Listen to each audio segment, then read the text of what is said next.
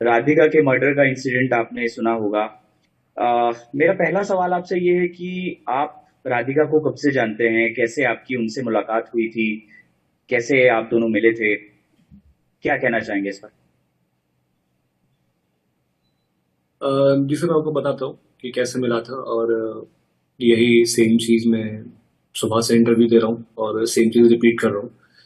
And मैं आपके सवालों का जवाब देना चाहूँगा बिल्कुल, बट थोड़ा सा मेंटली डिस्टर्ब हो गया हूँ। सो मैं उनसे फर्स्ट टाइम मिला था टेनिस प्रीमियर लीग में, जो दिल्ली में हुआ था। उसके बाद मैं उनसे मिला था म्यूज़िक वीडियो में, जो मैंने म्यूज़िक वीडियो शूट किया। फिर मेरी कभी मुलाकात नहीं हुई। वो मेरे लिए सिर्फ एक एक्ट्रेस है और एक्ट्रेस थी, और इस ऐसे मैंने बहुत काम किया है और भी कई सारी एक्ट्रेसेस के साथ।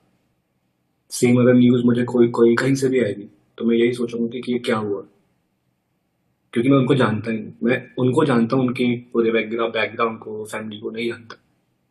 वो सिर्फ आए थे, शूट किया और चले गए। तो टेनिस प्रीमियर लीग आप देखने गए थे, तो वहां कैसे मुलाकात हुई थी आप दोनों की?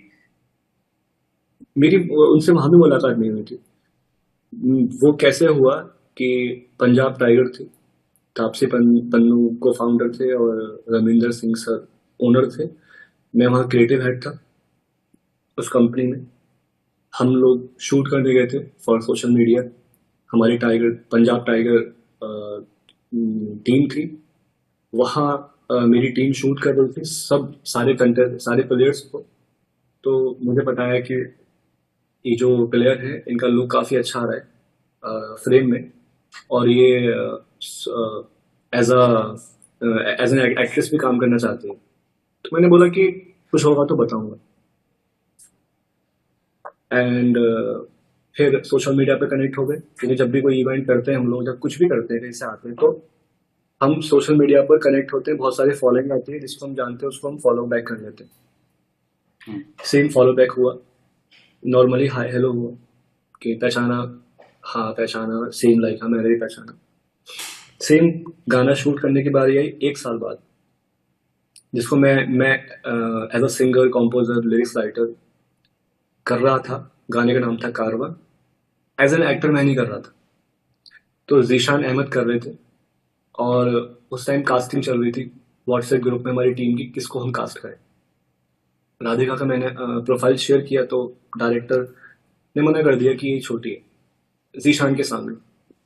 और बाकी एक्ट्रेसेस जो थी वो कोई एक लॉक हुई थी। देन जीशान अहमद, उन्होंने बोला कि मैं कंफर्टेबल नहीं हूँ बिकॉज मेरी फैमिली मना कर रही है शूट करने के लिए, इनाम आप कर लो। अब जो कास्ट हुआ था, हुई थी वो मुझसे बड़ी है एज में। तो अगेन हमने राधिका को लॉक कर दिया, क्योंकि हम लोग स्क्रीन पे सही दिखते हैं। और ये 1 दिन 2 दिन पहले फाइनल हुआ। हमने राधिका को बोला, राधिका को बताया भी कि ये कोई पेड प्रोजेक्ट नहीं है। हमने सिर्फ उनको एक गुड लक अमाउंट दिया था, जो कन्विंस अमाउंट बोल सकते हैं। 4 से 5 घंटे हमने शूट किया नोएडा में, और उसके बाद मैं कभी नहीं मिला। और हमारी पर्सनल लेवल पे इतनी भी बातचीत नहीं थी कि शूट के बाद हाय हेलो या बाय कुछ भी हुआ हो। सारे सीन डन हुए, वो चले गए, मैं चला गया। क्योंकि ये मेरे लिए नॉर्मल है, मैं ऐसे शूट करता आया हूँ। इंडस्ट्री में मैंने बहुत काम किया है और आगे भी करूँगा। लेकिन ये मेरे लिए बिल्कुल अनएक्सपेक्टेड है जो हो रहा है।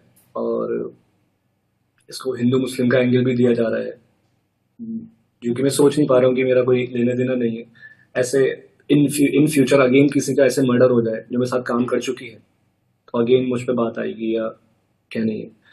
बट राधिका का सोशल मीडिया है नहीं इंस्टा पर अभी कहीं भी। तो वो एक फुटेज मेरे गाने की पड़ी हुई है यूट्यूब पर, इसीलिए वो हाईलाइट ज्यादा हो रही है। बस इतना ही है। उसके बाद मेरी ऐसी कोई बातचीत नहीं, कोई पर्सनल रिलेशन नहीं, कोई दोस्ती दोस्ती भी नहीं।